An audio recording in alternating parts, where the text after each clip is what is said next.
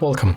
If you want to enable or disable NFC in your Samsung Galaxy A20e, you have to open the settings, find connections, and in this place you will find NFC and the payment. So when you click on it, you will open this kind of the menu where you can, for example, activate or deactivate Android Beam.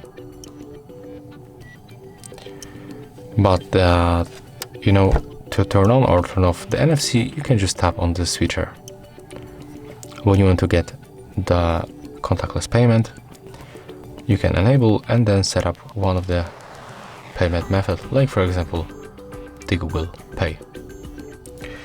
That's all. If you find this video helpful, remember to leave a like, comment and subscribe.